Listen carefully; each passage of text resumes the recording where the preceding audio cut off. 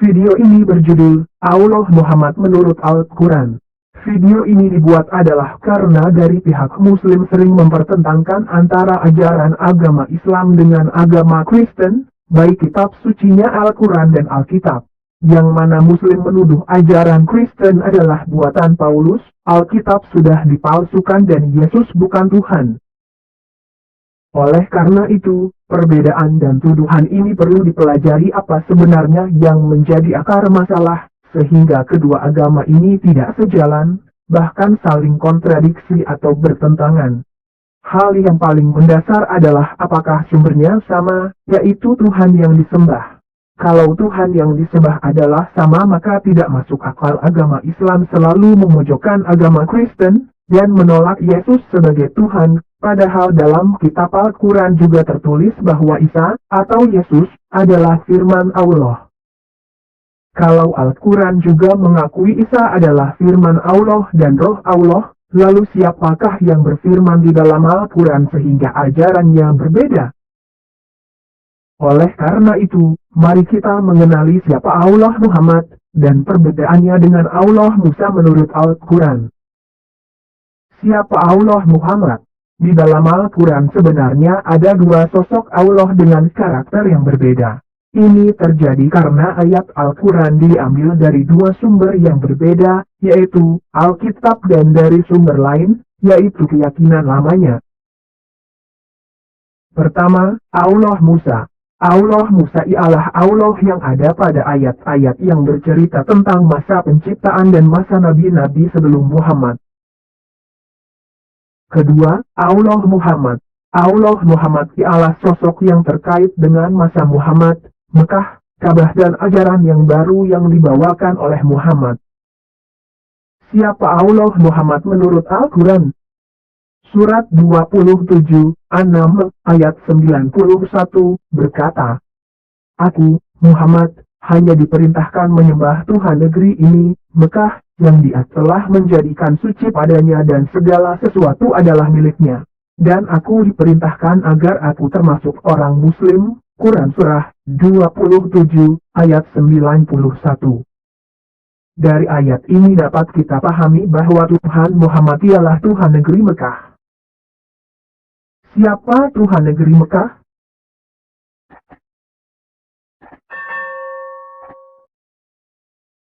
Surat 106, Quraisy, ayat 1-4, berkata, Karena kebiasaan orang-orang Quraisy, yaitu kebiasaan mereka bepergian pada musim dingin dan musim panas, maka hendaklah mereka menyembah Tuhan, pemilik rumah ini, Ka'bah, yang telah memberi makanan kepada mereka untuk menghilangkan lapar dan mengamankan mereka dari rasa ketakutan.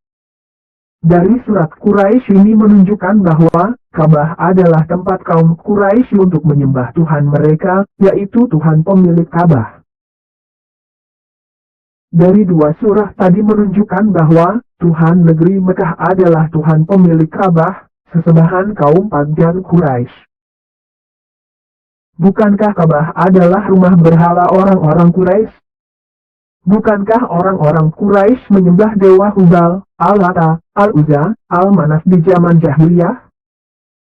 Apa dasarnya ilah berhala mereka dijadikan Tuhan semesta alam oleh Muhammad? Apakah mungkin Tuhan yang Maha Kuasa juga adalah ilah dewa Hubal dan dewa Dewi orang Quraisy? Tuhan sendiri tidak pernah berbicara kepada Muhammad, tetapi mengapa muncul klaim bahwa ilah mereka adalah Tuhan semesta alam? Al-Quran berkata, Allah telah menjadikan Ka'bah rumah suci, tempat manusia berkumpul. Pernyataan tersebut tertulis di surat 2, Al-Maidah ayat 97, yang berkata, Allah telah menjadikan Ka'bah rumah suci tempat manusia berkumpul. Demikian pula bulan haram, Hadyu dan Kalaid. Yang demikian itu agar kamu mengetahui bahwa Allah mengetahui apa yang ada di langit dan apa yang ada di bumi, dan bahwa Allah Maha mengetahui segala sesuatu. Allah yang mana yang menjadikan Ka'bah menjadi rumah suci? Dengan demikian, Allah Muhammad ialah Tuhan negeri Mekah, yaitu Tuhan pemilik Ka'bah. Mari kita membaca dan pelajari tentang Ka'bah. Informasi tentang Ka'bah. Menurut Al-Quran dan kepercayaan umat Muslim, Ka'bah atau Rumah Tua adalah bangunan yang dipugar pada masa Nabi Ibrahim dan Nabi Ismail setelah Nabi Ismail berada di Mekah atas perintah Allah SWT. Dalam Al-Quran, Surah 14 ayat 37 tersirat bahwa situs suci Ka'bah telah ada sewaktu Nabi Ibrahim menempatkan Hajar dan bayi Ismail di lokasi tersebut.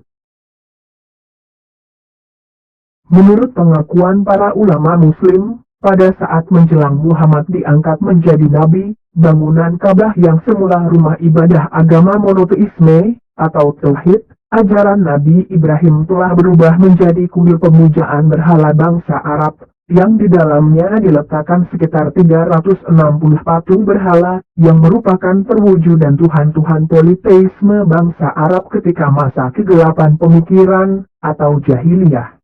Padahal sebagaimana ajaran Nabi Ibrahim yang merupakan nenek moyang bangsa Arab dan bangsa Yahudi, serta ajaran Nabi Musa terhadap kaum Yahudi, Allah yang Maha Pencipta tidak boleh dipersekutukan dan disembah bersamaan dengan benda atau makhluk apapun jua, dan tidak memiliki perantara untuk menyembahnya serta tunggal, tidak ada yang menyerupainya dan tidak beranak dan tidak diperanakan. Surah Al-Ikhlas dalam Al-Quran. Dari keterangan di atas menimbulkan pertanyaan, kapan Ibrahim, ayah Ismail dan Ishak ke Mekah? Ada beberapa hal yang tidak logis dari pengakuan Al-Quran bahwa bangunan Ka'bah adalah rumah ibadah oleh Ibrahim yang berlokasi di Mekah. Dasarnya adalah tidak ada sejarah, baik dari kitab Taurat yang berkata bahwa Abraham pernah ke Mekah. Abraham tinggal di tanah Kanaan, Israel. Jarak Kanaan ke daerah Mekah berkisar 1.400 km. Jika ditempuh dengan berjalan kaki di daerah gurun, bisa memakan waktu 2 bulan atau lebih.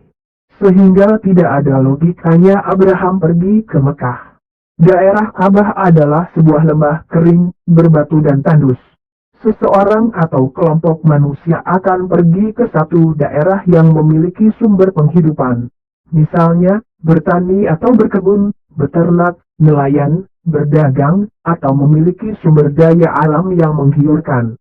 Oleh karena itu, tidak ada orang yang tinggal di satu daerah jika tidak ada sumber kehidupan. Apakah Ibrahim dan Ismail orang yang bodoh sehingga mereka meninggalkan daerah subur dan pergi ke daerah lembah kering? Inilah foto Ka'bah dan sekitarnya di abad 20 Masehi. Anda bisa lihat daerah sekitarnya yang sama sekali tidak ada tumbuhan pohon dan rumput.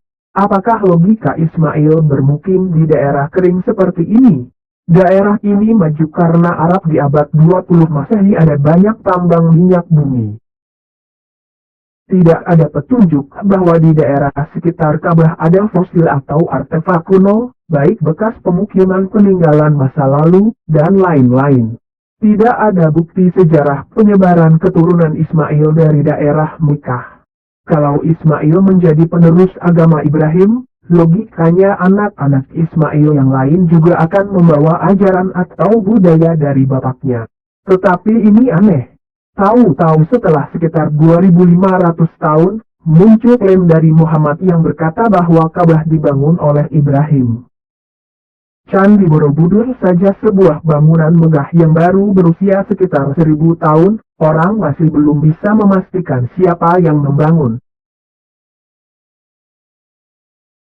Kalau Allah di dalam Alkitab tidak pernah disembah di Ka'bah, apalagi disembah melalui dewa-dewi Arab, Alkitab tidak mengenal Ka'bah di Mekah. Oleh karena itu, Allah Muhammad bukan Allah Musa. Ka'bah adalah tempat berhala. Dengan demikian, ilahnya juga berhala. Allah yang maha benar tidak pernah mau bersekutu dengan ilah berhala atau disembah melalui patung atau berada di tempat berhala. Tuhan Muhammad ketika itu adalah Tuhan leluhurnya yang menyembah dewa-dewi Arab di Oh, let me up with a bright smile on now. Put me in the dark, don't won't get lost now. To the moonlight, eyes you, Maria right now.